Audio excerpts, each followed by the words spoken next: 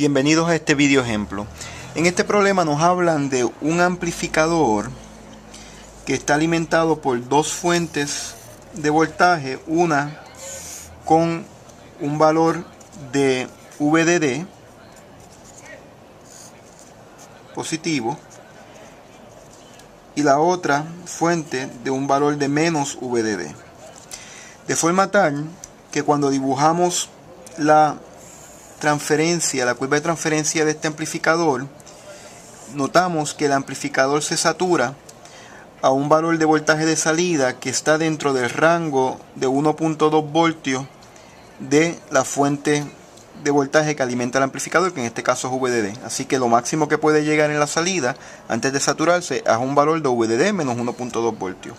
Y similarmente en el lado negativo, el valor máximo negativo, ¿verdad?, al que puede alcanzar antes de saturarse es menos VDD más 1.2 voltios. Está dentro de un rango de 1.2 voltios del valor mínimo que puede alcanzar.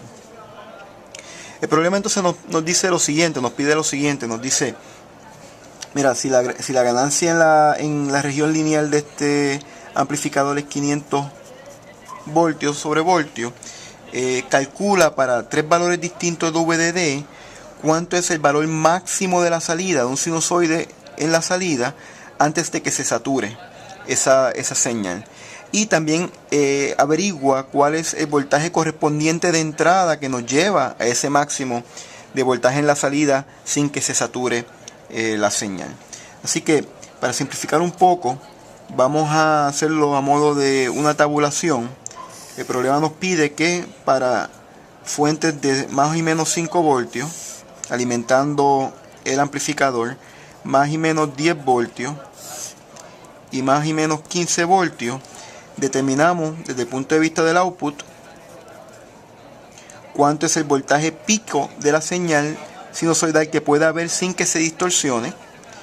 En realidad nos piden cuánto es ese voltaje pico en RMS, y después nos pide que averigüemos, conociendo la ganancia en la región lineal del amplificador, cuánto es el valor máximo en RMS que puede tener la señal de entrada, el VI, la señal de entrada, para alcanzar esos valores respectivos de voltaje en la salida. Así que en el caso de que los VDD sean más y menos 5 voltios, pues ¿cuál es el voltaje pico de una señal sinusoidal en la salida? Pues evidentemente es 5, ¿verdad? Menos 1.2 es 3.8, menos 5 más 1.2 es negativo 3.8, así que estamos hablando de que el voltaje pico, la magnitud es de 3.8 voltios. Si es 10 voltios, pues el valor máximo que puede alcanzar es 10 menos 1.2, es 8.8 voltios.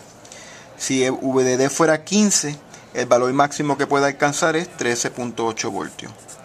Nos piden ese valor máximo, ese valor pico del sinusoide antes de que se distorsione en RMS, así que sabemos que lo que tenemos que hacer es tomar estos valores pico y dividirlos por raíz de 2. Así que al hacerlo tenemos que 3.8 entre raíz de 2 me da 2.7 voltios RMS, 8.8 entre raíz de 2 es 6.2 voltios RMS, y 13.8 entre raíz de 2 me da 9.8 voltios RMS. Así que estos son los valores máximos que pueden tener la salida antes de que se fuera a saturar, de acuerdo a la especificación de este amplificador. Bueno, la próxima pregunta es, pues para esos valores máximos en la salida, ¿cuál es el valor máximo en la entrada correspondiente? Pues eso es fácil, porque sabemos que en la región lineal el factor de amplificación es 500. Así que el voltaje de entrada, al multiplicarlo por 500, nos debe de dar este valor máximo en la salida. Lo que es igual, para que al conseguir el valor de la entrada, de voltaje en la entrada correspondiente, lo que tenemos que hacer es dividir estos valores de la salida en 500. Así que 2.7 voltios RMS dividido entre 500, que es el factor de amplificación, nos da 5.4 milivoltios en RMS. 6.2 entre 500, 12.4 milivoltios RMS. 9.8 voltios entre 500, 19.6 milivoltios RMS. Con eso completamos este problema. Gracias por acceder a este video ejemplo. Será hasta la próxima.